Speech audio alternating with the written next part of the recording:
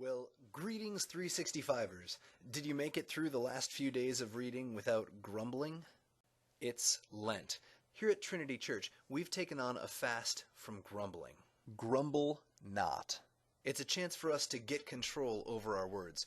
When we catch ourselves whining, complaining, grumbling, we take the bracelet off and move it to the other wrist.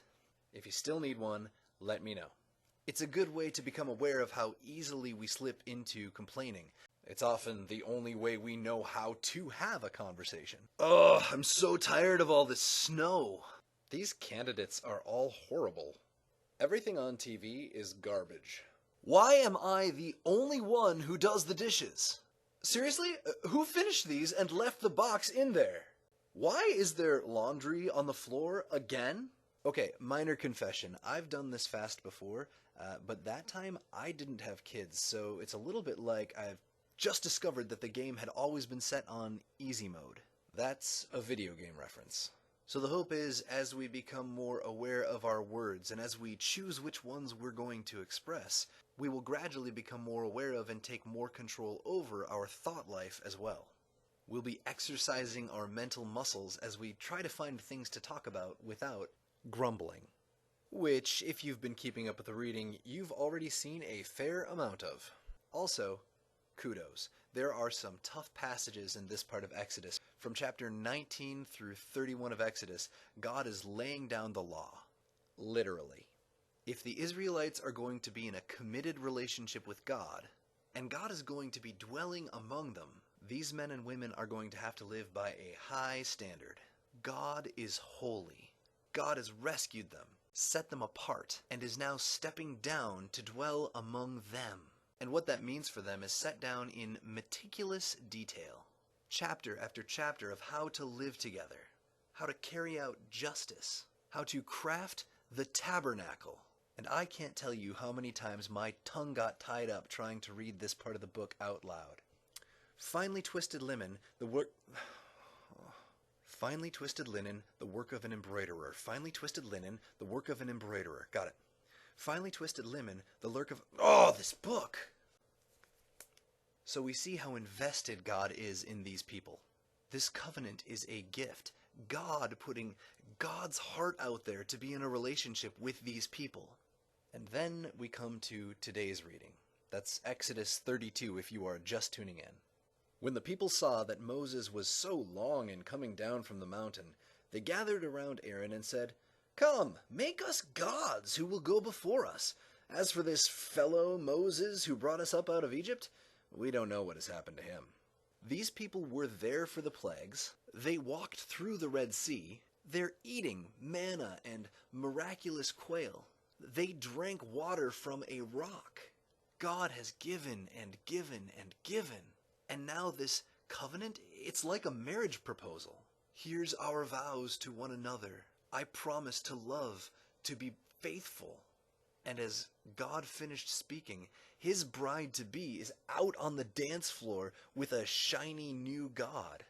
One that had done nothing for them, had made them no promises, and didn't have a heart to be broken. Can you even imagine? And God's reaction, it's hard to read. God is enraged, heartbroken. Imagine the emotions of a husband or a girlfriend when they discover that their one and only is having an affair. God says that it's all off, but Moses begs God to hold back from wiping them all out. He goes down the mountain and goes to his brother Aaron, the one who's supposed to be high priest, and asks him, "How did you let this happen?" Have you ever been called out for being a part of something you shouldn't have been doing? What do you do when you get caught? Some people break down, confess, but I think Aaron's reaction is more typical. Dodge the blame, however you can. "Do not be angry, my lord," Aaron answered. "You know how prone these people are to evil. They said to me, 'Make us gods who will go before us. As for this fellow Moses who brought us up out of Egypt, we don't know what has happened to him.' So I told them, 'Whoever has any gold jewelry, take it off.' Then they gave me the gold, and I threw it into the fire, and out came this calf." Seriously, that's the story he went with. I've had some bad ones in my time, but my daughters are better storytellers than that. Maybe that's not something I should brag about. And we've seen this before, the blame game. This isn't the first sin. And do you remember that one? Adam blamed Eve. Eve blamed the snake. This dodging of guilt goes way back.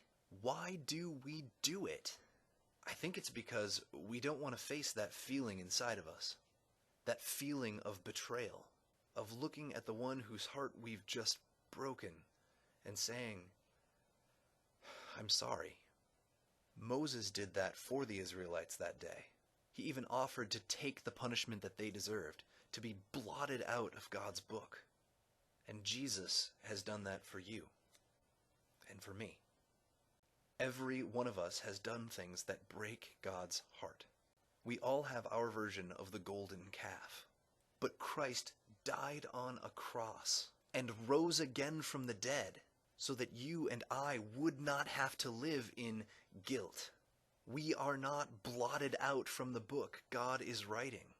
So, my hope for you today is that you take some time to stand in awe of the love God has for you. For us, broken people that we are with wandering eyes and hearts. In awe of this love that would pursue us all the way to the grave and back, to free us from our sin, free us from our guilt, and bring us into this covenant of love and grace.